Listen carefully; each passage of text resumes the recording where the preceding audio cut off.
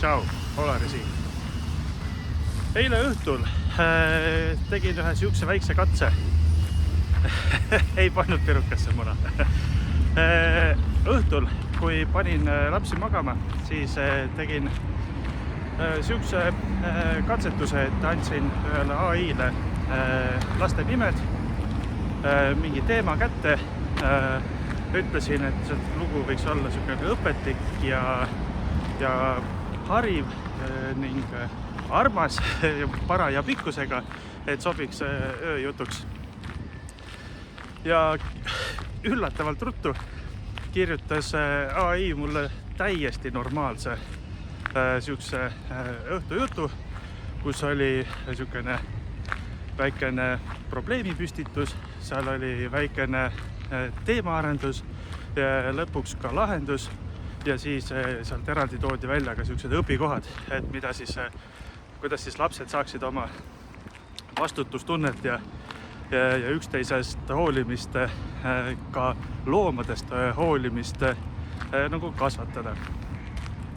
Ja see käis nagu hetkega. Põhimõtteliselt kaks varianti, kas ma otsin raamatu kuskilt riiulist või siis lasin AI-l selle seal samas koha peal lastele ära personaliseeritult siukse loo kirjutada. Ja see käis nagu super lihtsalt. Ja siis, aga seal kohe jõuan ühele pointini, kuhu see lugu siis ka veel jõudis, on see, et AI kui selline on tuldud, et jääda. See ei lähe siit meil mitte kuhugi. Samamoodi nagu ei lähe meil mitte kuhugi sisepõlemismootorid, elekter, mingisugused töökohad, mis lihtsalt majandavad või siis nagu jaotavad mingid väärtused ühest kohast teise, ise midagi tootmata, siis ka AI on tulnud, et meie elu lihtsamaks teha. Siis näiteks ma olen AI kasutanud päris paljudes valdkondades ja erineva raskusastmetega ülesannetes. Näiteks alles ma vahetasin töökohta. Eelmisest kohast öeldi, et aeg seal, mis nende juures sai veedetud, oli tore, aga teed läksid lahku. No, läheb selle kohta üks eraldi video, et palgatöö on nagu üürikorter, et kus siis ühel või teisel põhjusel kumbki pool võib öelda, et aeg, mis meile antud, on möödas. Siis selle töö otsimisel, motivatsioonikirjade kirjutamisel, töökohtade analüüsimisel kasutasin väga tugevalt AI-d. Ütlesin, et näed, see on minu CV, see on minu oskuste pagas, see on minu sükene resümee ja see siin on töökoht, kui hästi see võiks sobida. Ja siis sai päris hea sükse nagu analüüsi sellest. Aga näiteks ka motivatsioonikirjade kirjutamisel on niimoodi, et viskab sulle mingi teksti ette, aga siis oli minu asi nagu seda teksti parandada. Nagu midagi rõhutada, midagi ära võtta, midagi lisada. Sellepärast, et see on nagu elektrisaag. Elektrisaag saab sulle väga ilusti, aga sina või siis mina olen see, kes siis selle lõpp-produkti siis annab kellelegi üle või siis võtan ise kasutusele. Et päeva lõpuks ikkagi mina vastutan. AI võib teha igasuguseid asju, aga mina vastutan.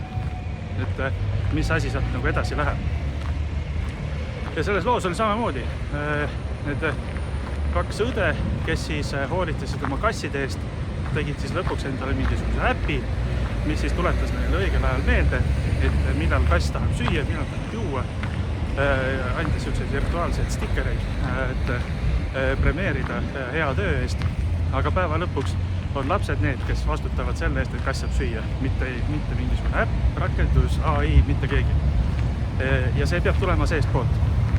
Ehk et kass peab saama söödud sellepärast, et meil on armastus selle kassi vastu, ehk siis selles loos.